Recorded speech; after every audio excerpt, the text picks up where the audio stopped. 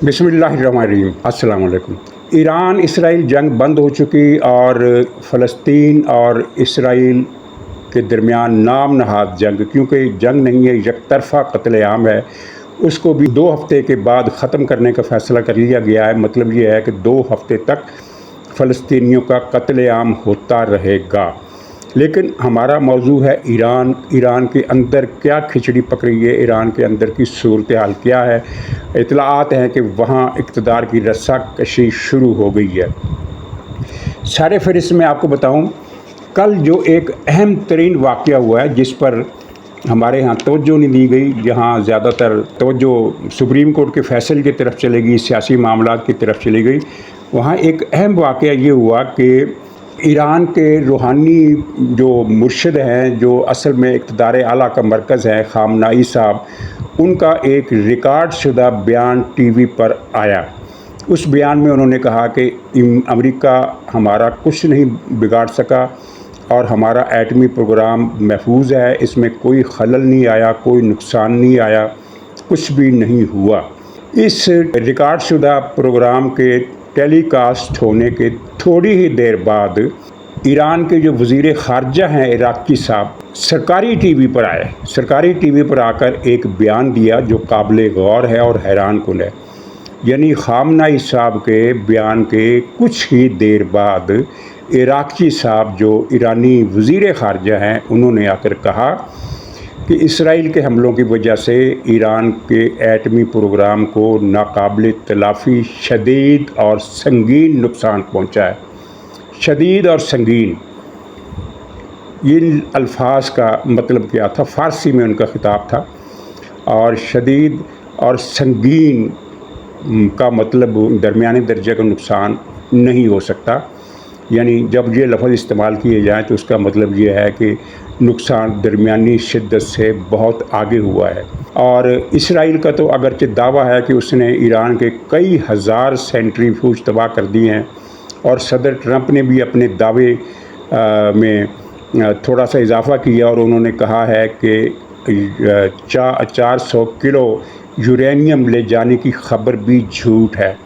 और जो 20 की इतला है वो ये है कि ईरान ने यूरेनियम बचाया तो है, लेकिन वो 40 किलो नहीं था, 40 किलो से बहुत कम था और सेंट्रीफ्यूजेस वो नहीं ले जा सका। अब इसमें हम ये तो नहीं कह सकते कि सारे के सारे तबाह हो गए हज़ारों की तादाद में, लेकिन ये इतला जो अमेरिकी इंटेलिजेंस CIA और उनके मुख्तलिफ महकमों से जो नई रिपोर्टें जारी की गई हैं, आपने भी पढ़ी होंगी, उनमें यही बताया गया है कि ईरान की जो सेंट्रीफ्यूजेस हैं उनकी बड़ी तादाद, खासी बड़ी तादाद तबाह हो गई है। और अब ईरान, वो जो एक खुफिया रिपोर्ट लीक हुई थी उसकी भी तरदीद आ गई है, जिसमें ये कहा गया था कि 2 महीने प्रोग्राम पीछे चला गया है। असल इतला ये है कि ईरान का प्रोग्राम तकरीबन सिफर की सतह पर वापस चला गया है और अगला लाहे अमल जो है वो अब ये है कि ईरान को एटमी हथियार हासिल करने की तरफ बढ़ने की इजाज़त नहीं दी जाएगी। ईरानी पार्लियामेंट ने इस दौरान एक कानून पास किया जिसकी रूह से उसने उस फैसले की तायद कर दी है जिसके तहत आलमी इदारा तवानाई IAEA उसके साथ तावन को मुअत्तल कर दिया गया है। लेकिन ये तावन मुअत्तल करना ज़ाहिर है ईरान के ख़िलाफ़ जाएगा, क्योंकि इस इदारे ने मुतालबा किया है कि ईरान में हमारे इंस्पेक्टर वापस बैठ जाने की इजाज़त दी जाए। ईरान इस तावन को मुअत्तल नहीं कर सकता, क्योंकि दूसरी सूरत में फिर पाबंदियों का एक नया सिलसिला होगा और फ़ौजी एक्शन की राह भी हमवार हो जाएगी। जो अमेरिका ने फ़िलहाल डंप कर दिया है, उसे छोड़ दिया है, लेकिन वो फिर बहाल होगा, क्योंकि अमेरिका, बरतानिया, फ़्रांस, जर्मनी, रूस और चीन, इन सारे बड़े ममालिक का ये मुत्तफ़िका और गैर एलानिया फ़ैसला है कि ईरान के पास एटमी हथियार नहीं होने चाहिए। और इस फ़ैसले को दुनिया के बहुत सारे दूसरे ममालिक की तायद हासिल है, जिसमें मिडल ईस्ट के ममालिक भी हैं और जिसमें बहुत सारे ममालिक हैं, सवाए ये कह लें कि जो मुल्क खामोश हैं वो ईरान के हामी नहीं हैं, लेकिन खामोश मुल्कों के अलावा बाकी तमाम का इत्तफ़ाक़ राय है कि एटमी हथियार हासिल नहीं करने दिए जाएंगे। ایرانی قیادت پر اتنا خوف ہے کہ صلح تو نہیں ہوئی، جنگ بندی ہو گئی، اور صدر ٹرمپ نے دونوں ملکوں کو یہ رابطے کر کے بتا دیا کہ اب جنگ نہیں ہوگی، لیکن ایران کی قیادت اعتبار کرنے کے لیے تیار نہیں ہے، اور خامنہ ای صاحب جو ہیں وہ کسی خفیہ مقام پر چھپے ہوئے ہیں اور باہر آنے کے لیے تیار نہیں ہیں۔ ان سے رابطہ کیا گیا کہ آپ منظر عام پر آئیں اور ایرانی قوم کی ڈھارس بندھائیں، جو اس وقت بہت دل شکستہ اور مشتعل اور ناراض ہے موجودہ قیادت سے۔ تو انہوں نے وہیں سے اپنا ایک ریکارڈ شدہ پروگرام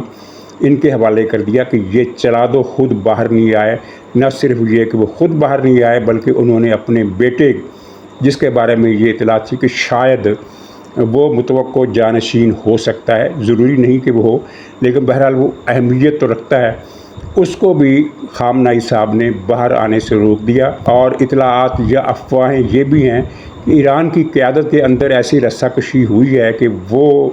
نہیں چاہتے کہ خامنہ ای صاحب باہر آئیں۔ یعنی یہ دو الگ الگ قسم کی رپورٹیں ہیں جن سے وہاں کی فضا کا اندازہ لگایا جا سکتا ہے۔ اور صورتحال یہ ہے کہ ہمارے ہاں تو یہ اس بات کو اچھالا جا رہا ہے کہ ایران میں بڑے بڑے جلوس نکلے ہیں خامنہ ای صاحب کی حکومت کے حق میں۔ کتنے جلوس نکلے ہیں، فرض کیجئے وہ اگر 2 لاکھ افراد بھی سڑکوں پر آئے ہیں، اس سے زیادہ نہیں آئے، کیونکہ ہر جگہ دسیوں ہزار کے حساب سے جلوس نکلے ہیں اور 3 یا 4 مقامات پر نکلے ہیں۔ اگر 2 لاکھ بھی لگا لیں، چلیے 2 لاکھ کو 5 سے ضرب دے کر 10 لاکھ بھی لگا دیں، تو ایرانی حکومت کے مخالفین کی تعداد ان سے کئی گنا زیادہ ہے، اور 70% سے زیادہ آبادی اس حکومت کو ذمہ دار سمجھتی ہے، اور اس حکومت سے زیادہ خامنہ ای صاحب کو ذمہ دار سمجھتی ہے۔ اور ایران میں ہر شخص یہ کہہ رہا ہے کہ ایران کو جو اتنی بڑی شکست ہوئی ہے، وہ اپنے ایٹمی پروگرام سے محفوظ ہو گیا ہے، اپنی دفاعی تنصیبات سے محروم ہو گیا ہے، تو اس کے ذمہ دار خامنہ ای صاحب ہیں، یہ ایران کے عوام کہہ رہے ہیں، اور ان کی پکڑ دھکڑ کا سلسلہ ابھی شروع نہیں ہوا۔ یعنی کہ ایرانی سسٹم اب اتنا کمزور ہے کہ وہ فوری طور پر گرفتاریوں کا فیصلہ بھی نہیں کر رہا۔ بہت زیادہ ناراضگی ہے، اور عوام یہ سمجھتے ہیں کہ اس حکومت نے ایک دولت مند اور خوشحال ملک کو خامنہ ای صاحب نے اپنے 36 سالہ دور حکومت میں مسلسل کمزور کیا۔ اور اب آپ کے علم میں ہوگا کہ دنیا کے غریب ترین ممالک میں ایران شامل ہو چکا ہے۔ وہ ایران جو 3 عشرے پہلے دنیا کے دولت مند ترین ملکوں میں گنا جاتا تھا، ترقی یافتہ ترین ملکوں میں گنا جاتا تھا، وہاں اب غربت ہے اور بے انتہا غربت ہے۔ انفراسٹرکچر کچھ خامنہ ای صاحب نے عدم توجہ کی بنیاد پر تباہ کر دیا، کیونکہ فنڈ جو تھے وہ سارے باہر انہوں نے بھیج دیے۔ ایرانی انفراسٹرکچر برقرار نہیں رہ سکتا جب تک اس کی مسلسل رینوویشن نہ ہوتی رہے، اور یہاں کوئی رینوویشن نہیں ہوئی، کیونکہ ایران نے جتنی کمائی کی تیل بیچ کر، جتنے ٹیکس لگا کر جو آمدنی حاصل کی، وہ تقریباً ساری کی ساری یا تو حکومتی اخراجات پر خرچ ہوئی، یا پھر وہ خرچ ہوئی شام، لبنان اور یمن کے ایڈونچرز پر۔ اور یہ 3 ایڈونچر تو وہ ہیں نا جو ابھی ماضی قریب کی بات ہے، حال کی زمانہ حال ہی کہہ لیں، لیکن اس سے پہلے بھی کئی ایڈونچر کیے گئے جن پر اربوں ڈالر خرچ ہوئے۔ مثلاً سعودی عرب میں انقلاب کی کوشش، وہاں کچھ خون ریزی بھی انہوں نے کروائی، لیکن وہ سعودی حکومت نے وہ معاملہ کچل دیا اور سیٹل کر دیا، لیکن ایران کی ساری سرمایہ کاری ڈوب گئی۔ اربوں ڈالر ایران نے اس پروجیکٹ پر لگائے تھے۔ اسی طرح پاکستان میں 3 عشرے تک شیعہ سنی خون ریزی ایران کرواتا رہا، اس پر بھی اس نے اربوں خرچ کیے، بہت بڑی رقم خرچ کی، وہاں سے شارپ شوٹر بھیجے، یہاں سے لوگوں کو بلا کر وہاں شارپ شوٹنگ کی تربیت دی گئی، گوریلا وار کی تربیت دی گئی۔ اور پاکستان میں پھر آپ نے دیکھا کہ ہر روز کسی مسجد میں خود کچھ دھماکہ ہوتا تھا، ہر روز کسی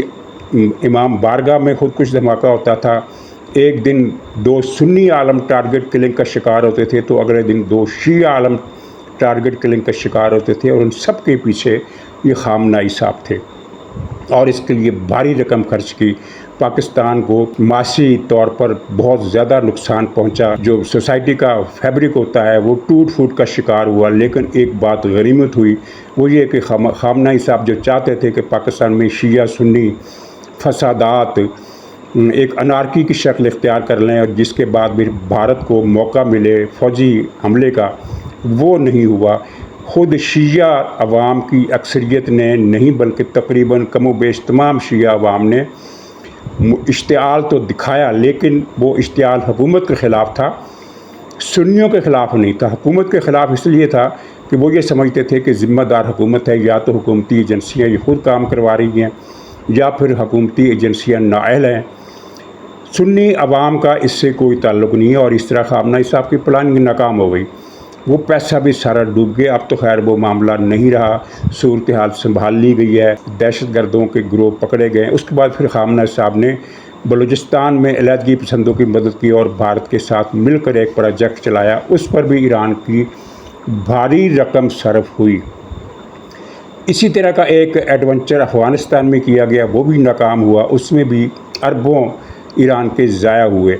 پھر اس کے بعد یمن کی جنگ پر تو اب تک ایران سرمایہ خرچ کر رہا ہے۔ شام میں جو اس نے پیسے خرچ کیے ہیں وہ اتنے زیادہ تھے کہ اس سے پورے ایران کی تعمیر نو ہو سکتی تھی۔ اسی طرح لبنان میں، وہاں بھی سرمایہ کاری ڈوب گئی، لبنان میں بھی ڈوب گئی۔ پاکستان والا پروجیکٹ بھی فیل ہو گیا، افغانستان والا پروجیکٹ بھی فیل ہو گیا، سعودی عرب والا بھی فیل ہو گیا، بحرین جزیرے پر قبضہ کرنے کی پلاننگ کی گئی، اس پر بھی بڑی بھاری رقم خرچ کر کی گئی، وہ بھی فیل ہو گئی۔ لیکن ان سارے منصوبوں پر ایران کا سرمایہ ضائع ہوا اور ایران کنگال ہو گیا۔ اس وقت ایران ایک کنگال ملک ہے جس کے پاس میزائلوں کے سوا کچھ نہیں ہے، اور ایک تازہ ترین رپورٹ جو آئی ہے ان کے بارے میں نہیں کہا جا سکتا کہ کس حد تک سچی ہے کس حد تک غلط ہے، لیکن یہ حقیقت کے قریب ضرور ہوتی ہیں۔ وہ یہ ہے کہ ایران کے پاس 2500 نہیں، صرف 1500 میزائل ہیں، صرف 1500 میزائل۔